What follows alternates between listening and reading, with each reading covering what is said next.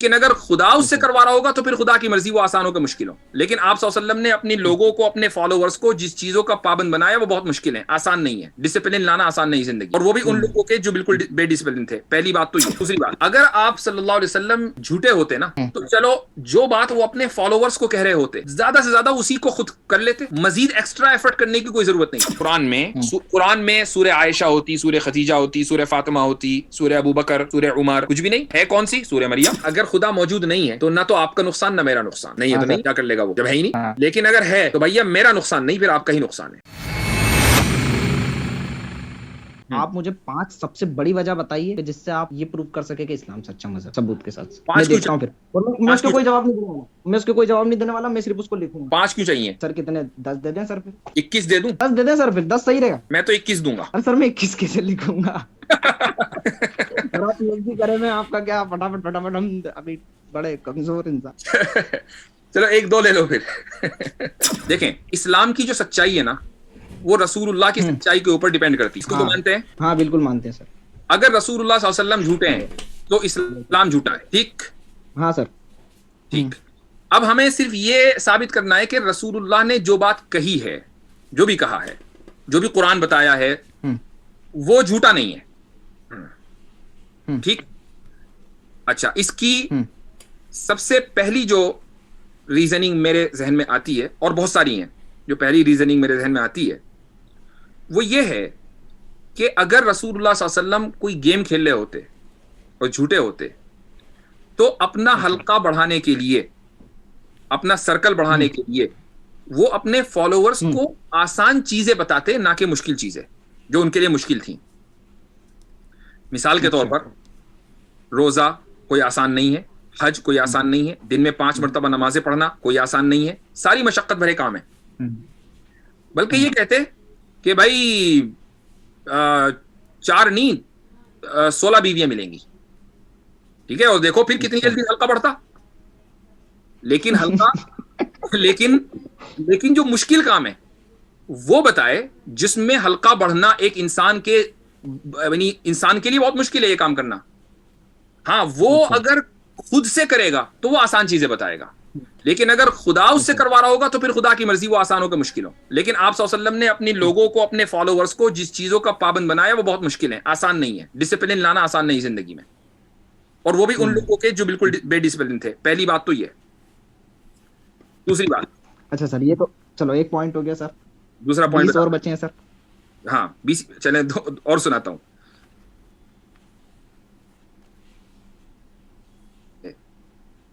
کہ آپ صلی اللہ علیہ وسلم اگر اپنے نبوت کے دعوے میں سچے نہ ہوتے نا تو ان کو دشمنی مول لینے کی کوئی ضرورت نہیں تھی, جبکہ ان کے سامنے پورے حجاز اور جزیرۃ العرب کی لیڈرشپ ان کو آفر کی گئی تھی. اچھا ٹھیک. تو جب لیڈرشپ ان کو آفر کر دی گئی تو اگر ان کو لیڈرشپ ہی چاہیے تھی تو ٹھیک ہے, ہو گیا میں لیڈر, مجھے کیا ضرورت ہے خون خرابہ کرنے کا, اتنی محنت بھرنے کا, مکے سے نکلنے کا, پیدل جانے کا, جب مجھے مکے میں بیٹھے بیٹھے پوری لیڈرشپ مل رہی ہے. اس کے باوجود آپ نے اپنے مشن کو جاری رکھا, جو اس بات کی دلیل ہے کہ لیڈرشپ نہیں چاہیے تھی, مقصد لیڈرشپ نہیں تھا. ٹھیک ہے. ٹھیک. تیسرا پوائنٹ, اگر آپ صلی اللہ علیہ وسلم جھوٹے ہوتے نا تو چلو جو بات وہ اپنے فالوورز کو کہہ رہے ہوتے زیادہ سے زیادہ اسی کو خود کر لیتے, مزید ایکسٹرا ایفرٹ کرنے کی کوئی ضرورت نہیں تھی.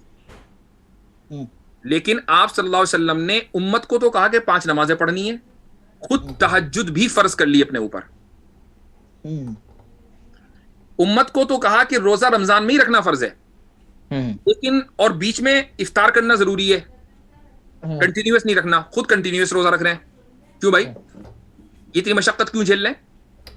اچھا اگر خود 5 نمازیں بھی پڑھ لیتے اور چھٹی نہ پڑھتے تہجد میں, کوئی آ کے پوچھنے والا نہیں تھا کہ آپ رات کو تہجد کی نماز کائیں کو نہیں پڑھتے. تو ایڈیشنل پڑھنا اس بات کی دلیل ہے کہ آپ صلی اللہ علیہ وسلم کا جو دعوی نبوت تھا وہ جھوٹا نہیں تھا. ٹھیک ہے. اچھا ایک اور پوائنٹ لے لیں, وہ یہ ہے کہ اگر آپ صلی اللہ علیہ وسلم سچے نہ ہوتے, جھوٹے ہوتے, تو یہود اور نصارہ کرسچنز اور جوز کی جو کے بارے میں آپ صلی اللہ علیہ وسلم کو یہ پتا تھا کہ انہوں نے اپنی کتابوں کے اندر ڈسٹورشن کر دیا ہے, ٹھیک ہے, اس کے باوجود وہ اپنی امت کو یہ تعلیم نہ دیتے کہ اگر تمہیں اہل کتاب کوئی بات کہیں مذہبی, ٹھیک ہے, اپنی مذہبی کتابوں سے کچھ کوٹ کر کے بتائیں, تو نہ تو تصدیق کرنا نہ تکذیب کرنا, نہ جھٹلانا نہ کہنا کہ سچ ہے. کیوں؟ چونکہ اگر جھٹلاؤ گے تو اس بات کی پاسبلٹی ہے کہ وہ بات صحیح ہو. تو اب ایک بات بتائیں کہ جن لوگوں نے آپ صلی اللہ علیہ وسلم کو معمولی تکلیفیں نہیں دی, بہت تکلیفیں دی, جھٹلایا, چاہے وہ عیسائی ہوں چاہے یہودی ہوں, اپنے دشمنوں کے بارے میں آدمی اپنے فالوورز کو یہ کہتا ہے کہ ان کی بات ماننی نہیں ہے, ان کی بات ان کے منہ پہ مارنا. لیکن آپ یہ کہہ رہے ہیں کہ نہ تصدیق کرنا نہ تکذیب کرنا, چونکہ تکذیب کرنے میں اس بات کی پاسبلٹی ہے کہ وہ بات سچ کہہ رہے ہیں اور تم اس کو جھٹلا دو, یہ غلط ہو جائے گا. اس کا مطلب یہ کہ آپ کو سچائی پسند ہے چاہے وہ دشمن کے منہ سے آ رہی ہو. تو جو آدمی اتنا زیادہ پرٹیکولر سچائی کے بارے میں, وہ خود جھوٹا کیسے ہو سکتا ہے؟ اچھا ٹھیک. اچھا, ایک اور پوائنٹ ہے, اور وہ یہ ہے کہ اگر آپ صلی اللہ علیہ وسلم جھوٹے ہوتے تو آپ اپنی فیملی کو, اپنے قریبی لوگوں کو قرآن میں جس کے بارے میں آپ یہ سمجھ رہے تھے کہ یہ بہت بڑا انقلاب لانے والا ہے, بلینز آف لوگ اس کو مانیں گے, تو اپنی فیملی کو سب سے زیادہ گلوریفائی کرتے, اپنے آپ کو گلوریفائی کرتے. قرآن میں سورہ عائشہ ہوتی, سورہ خدیجہ ہوتی, سورہ فاطمہ ہوتی, سورہ ابو بکر, سورہ عمر, کچھ بھی نہیں ہے. کون سی؟ سورہ مریم, ٹھیک, سورہ نوح, سورہ یوسف. تو سورہ عائشہ, فاطمہ, خدیجہ کیوں نہیں ہے؟ خود آپ صلی اللہ علیہ وسلم کا نام 4-5 مرتبہ ہی کیوں ہے, جبکہ حضرت موسیٰ کا نام دوسرے تیسرے صفحے پہ آ جاتا ہے؟ تو ایک آدمی اگر کوئی کام کوئی اپنا لکھوں گا نا, تو میں چاہوں گا کہ بھائی میری تعریف ہو نا, تو میں ہر جگہ دکھوں اپنی تحریر کے اندر, میں نظر آؤں گا. یہ ہیومن نیچر ہے. لیکن ایسا نہیں ہوا. اچھا سر. ٹھیک. ایک اور چیز وہ یہ کہ اگر آپ صلی اللہ علیہ وسلم جھوٹے ہوتے تو بہت آسانی کے ساتھ رسول اللہ صلی اللہ علیہ وسلم کو ابو لہب جھوٹا ثابت کر دیتا. اچھا, کیسے پتا ہے کیسے؟ وہ اس طریقے سے کہ قرآن میں آیت نازل ہوئی, تبت یدا ابی لہب وتب ما اغنی عنہ مالہ وما کسب سیصلی. اب یہاں جو سیصلی کا لفظ ہے, اس سے اللہ نے یہ ثابت کیا کہ یہ آدمی کافر ہی مرے گا, چونکہ اس کو جہنم میں جانا ہے.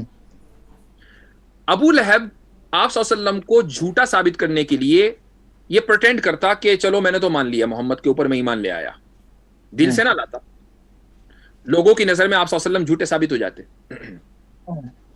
لیکن وہ آپ صلی اللہ علیہ وسلم کو اتنا بھی, یعنی ایک کامن سی بات ہے, کوئی بھی آدمی جھوٹا ثابت کر سکتا ہے اگر کسی انسان کا کلام ہے, لیکن وہ آپ صلی اللہ علیہ وسلم کو جھوٹا ثابت نہیں کر سکا. اچھا ٹھیک.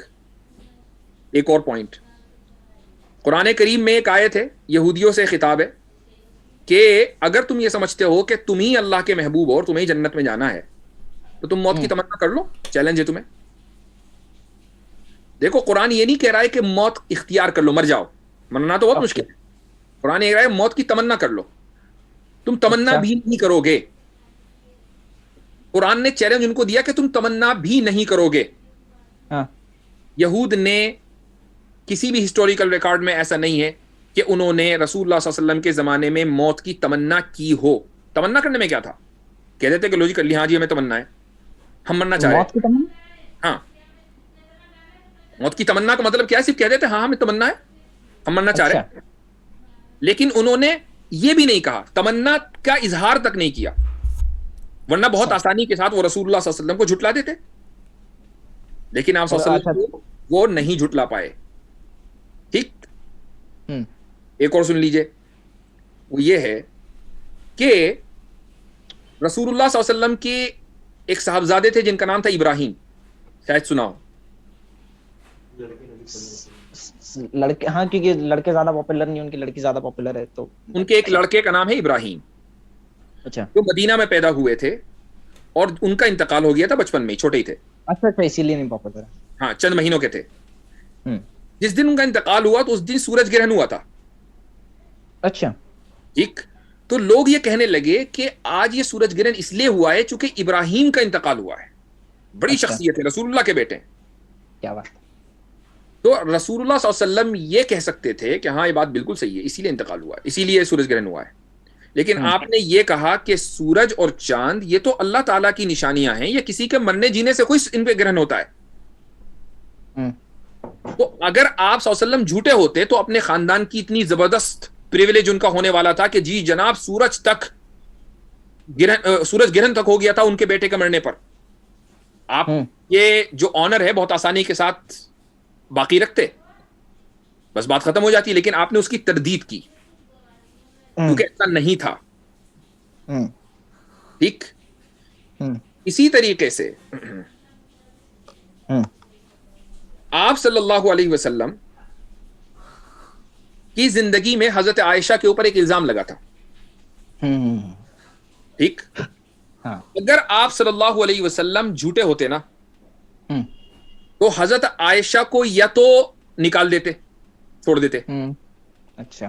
اگر الزام سچا ہوتا تو چھوڑ دیتے, اور اگر الزام جھوٹا ہوتا تو فوراً تردید کرتے.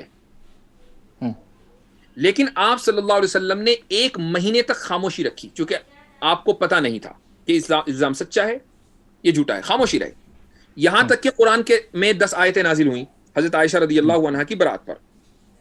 ٹھیک. تو اگر قرآن رسول اللہ کا کلام ہوتا تو اتنے دن تک کے, اور اس 1 مہینے کے عرصے میں لوگ رسول اللہ صلی اللہ علیہ وسلم کو, آپ کے خاندان کو کچھ سے کچھ کہہ رہے تھے. منافقین ایک سے ایک باتیں بنا رہے تھے. آپ صلی اللہ علیہ وسلم کو تکلیف ہو رہی تھی کہ لوگ ان کو یہ الزامات دے رہے ہیں. تو ایسا ہو سکتا تھا کہ اپنے الزام کو اپنا نام کلیئر, آپ اگر کوئی آپ کے اوپر الزام لگائے کسی بھی طرح کا تو آپ چاہیں گے کہ اسی پل آپ کا نام کلیئر ہو جائے. ہم کئی لوگ میرے بارے میں بات کر رہے ہیں, میں 1 گھنٹے کے لیے بھی نہیں چاہوں گا کہ لوگ میرے بارے میں بات کریں. تو اگر یہ قرآن جو ہے رسول اللہ صلی اللہ علیہ وسلم لکھ رہے ہوتے تو اسی منٹ 10 آیت لکھتے, ہو گئی تھی بات. جو اثر 1 مہینے بعد ہونا تھا وہ اسی گھنٹے ہو جاتا. لیکن ایسا نہیں ہوا. یہ چند باتیں ہیں جو رسول اللہ صلی اللہ علیہ وسلم کے سچا ہونے کے لیے کافی وافی ہیں. اور بھی بہت کچھ چاہا جا سکتا ہے لیکن ٹائم بہت ہو گیا, فی الحال اسی پہ اتفاق رہے. ہاں صحیح ہے سر, اتنا ہی بہت ہے سر. تو یہ کوئی ضروری نہیں ہے کہ اگر آپ کو مذہب ماننا ہے تو آپ A to Z ساری چیزیں آپ کے سامنے کلیئر ہونی چاہیے. نہیں, یہ کوئی ضروری نہیں ہے. مذہب کی جو فنڈامنٹل ویلیوز ہیں, کور ویلیوز, میں آپ کو بتا دیتا ہوں کون کون سی ہیں. 6-7 چیزیں ہیں.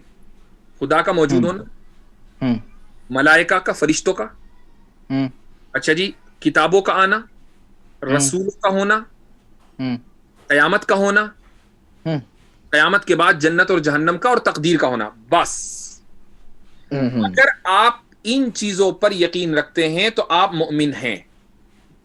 باقی شق قمر یعنی اسپلٹ آف مون ہوا تو کیسے ہوا تو نہیں ہوا, یہ ساری باتیں آپ ہمیشہ ان پہ تحقیق کرتے رہیں, پتہ چل جائیں گی آپ کو. ہاں سر بالکل, وہ تو تحقیق تو بالکل. ہاں لیکن یہ 8 چیزیں فنڈامنٹل ویلیوز ہیں. آپ کو یہ نہیں دیکھنا ہے کہ بھائی شق قمر ہوا یا نہیں ہوا. ہر ایک کی انٹرپریٹیشن ہو سکتی ہے. مثال کے طور پر آپ نے کہا کہ نہیں جی سب کو نظر آنا چاہیے, میں نے کہا نہیں سب کو نظر نہیں آنا چاہیے, تو دیکھیے ڈفرنس آف اوپینین ہو گیا. ٹھیک ہے, یعنی آپ یہ نہیں کہہ سکتے کہ میں 100% غلط ہوں, میں صحیح بھی ہو سکتا ہوں. میں بھی, میرا بھی یہی کیس ہے سر, میں بھی ہو سکتا ہوں. آپ بھی صحیح ہو سکتے, بالکل میں مان کر چل رہا ہوں. آپ بھی صحیح ہو سکتے ہیں, میں بھی صحیح ہو سکتا ہوں. لیکن آپ کسی مذہب کو اس بنیاد پر جج نہیں کریں گے کہ یہ چھوٹی چیز ہے, یہ چھوٹی چیز ہے, اس بنیاد پہ جج نہیں کریں گے جس میں دو لوگ ڈس ایگری کر رہے ہوں اور دونوں میں سے کوئی بھی صحیح ہو سکتا ہے کوئی بھی غلط ہو سکتا ہے. اس بنیاد پر مذہب جج نہیں ہوگا. بالکل. ہاں ایک ویسے بھی سر کسی بھی اتنی بڑی چیز کا ڈیسیجن لینا وہ ایک چیز پہ یا ایک آرگومنٹ یا ایک بات پہ تو ہوتا نہیں ہے. یہ نہیں ہوتا. آپ کو جو تحقیق کرنی ہے نا, وہ تحقیق کرنی ہے ان 6-7 باتوں کے اوپر. سب سے مین چیز تھی خدا کا موجود ہونا اپنی صفات کے ساتھ, اپنے ایٹریبیوٹ کے ساتھ.